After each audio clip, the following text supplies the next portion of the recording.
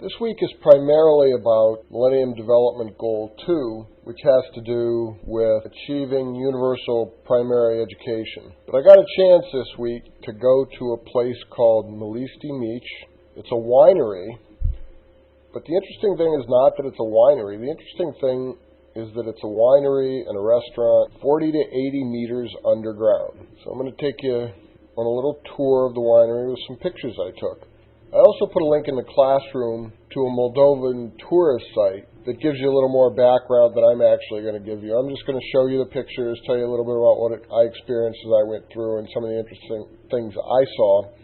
But if you want more real details on the winery, you should go to the website. But first, real quickly, in my Christmas in the Village video, I mentioned a special bread that they gave to people who came and sang or did things on New Year's Eve in the village. I didn't have a good picture of it, so I didn't show it to you, but I didn't realize at the time that they gave me a bag of treats and presents when I left, and I found this in the bag after I made that video. So I thought I'd show it to you. These things are all handmade, kneaded, and whatever they do to make them look that way. And it's now eaten, but it was a sweetbread. So I just thought you might want to see what I had talked about. Okay, now to the winery. There are a lot of interesting buildings, and some of those pictures are on that website I told you about. But as I said, I just want to focus on the tunnel and what was down there because it was interesting. This is the entrance. You can see if you look closely, at the back of it there are two wooden doors that come together. And there's a gentleman back there that's responsible for guarding that. And we're sitting in the car. You actually drive into this tunnel because it's a series of streets that actually go different directions when you're in there. And there's things like this that you pass by. They stop so we could take a picture. This is essentially an underground waterfall. I'm sure it came about because when they were digging the tunnels, which were supposedly dug because of the limestone, they must have run into an underground stream and found a way to deal with it by turning it into a waterfall so it keeps going down under where it's supposed to go. It's kind of interesting, actually. The next picture is me standing by it, but we'll just zip by that real quickly. I just wanted to see the scale of it, give you an idea of the size.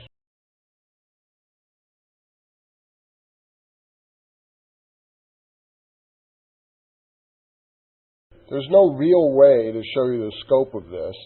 According to their advertising, there are actually 200 kilometers of tunnels in there. And you can just see many of them are just lined like this. Oak barrel after oak barrel filled with wine. All of them are carefully marked with when the grapes were harvested, when it was made into wine, when they were put in the barrels.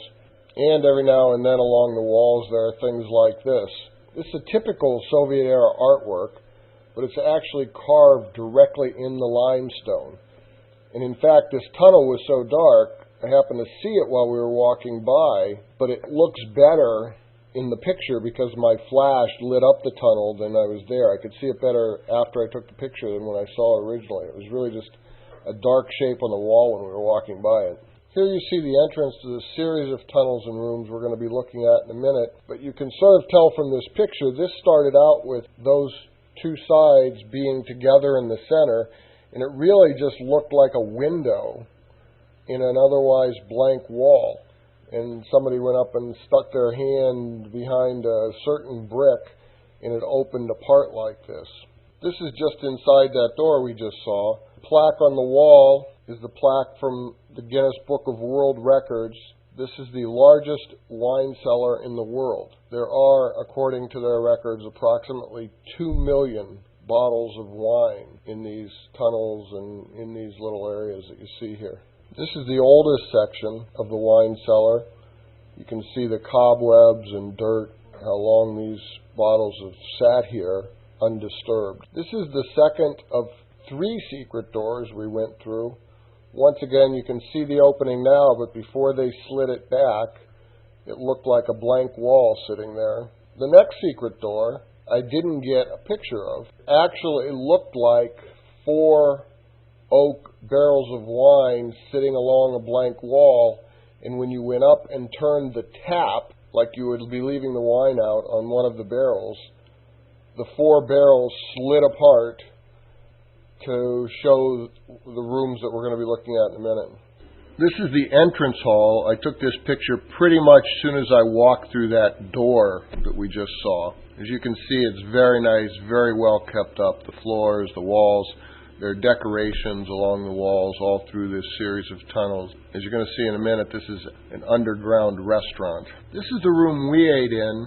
As you can see, it was set for the 1, 2, 3, 4, 5, 6 of us. I was actually invited to this because I had the opportunity to do interviews for Muskie graduate fellowships. If you're not familiar with the program, I'm here on a Fulbright scholarship, which sends people from America over here and teachers from here over to America. The Muskie graduate fellowships, they take students from here that have bachelor's degrees and take them to the United States, full tuition, room, board, and maintenance money so that they can eat and have some cash. They take students from all over the world and bring them to the United States to get master's degree. And I had the opportunity with 2 other people to do this year's interviews for that program for the country of Moldova. And one of the things they did for us was took us out to this winery to eat. Here's another dining room that's there. These are all built into the wall, so that although they come off of tunnels, they're all separated. And there are some that are smaller, like for 2 people. There are some that are bigger, like the one that we were in, and then there's this size. The interesting thing about it is that it is primarily for people with money and tourists. Most of the young people, the students that I've talked to, have never been there, even though it's only 20 minutes from here. So this is not a place that people here normally go to. This is a tourist place and a place for maybe fancy occasions. For instance, if you were going to get engaged, you might invite your girlfriend out here. Touches like this is one of the reasons it is so expensive. These guys were going around to different tables, and they were actually playing folk songs from every country that somebody at that table was from. For example, when they first came up, it was clear to them that we were Americans, so they played an old American song that I recognize. I forget what it is now, but it was an American song. And then they asked if there was any other nationalities there, and they noticed that one lady was Asian.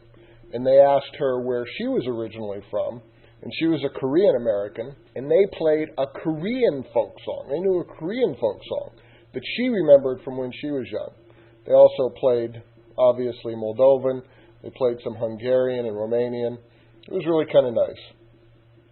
So that was the end of it. As you can see, for the people, obviously this is a winery, so those people who drink did some wine tasting, but the meal was delicious. It was all traditional Moldovan foods and very good. So I had a good time.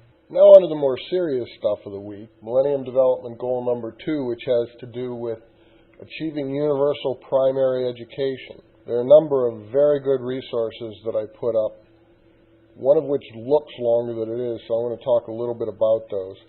But the first thing I'm going to have you look at is something from the World Health Organization.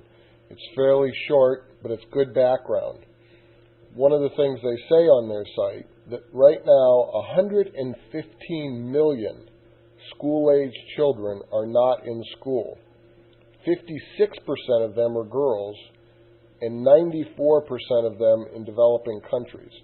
They make the case in the reading that I put up for you this week that there is a direct connection between better health and education. So that's the first resource. Don't also forget to read the next chapter on Goal 2 from the first national report of the Millennium Development Goals in Moldova that you should have downloaded by now. That's on pages 23 to 28. Then, as we've been doing, I want you to look at the statistics from the United Nations, the Department of Economic and Social Affairs.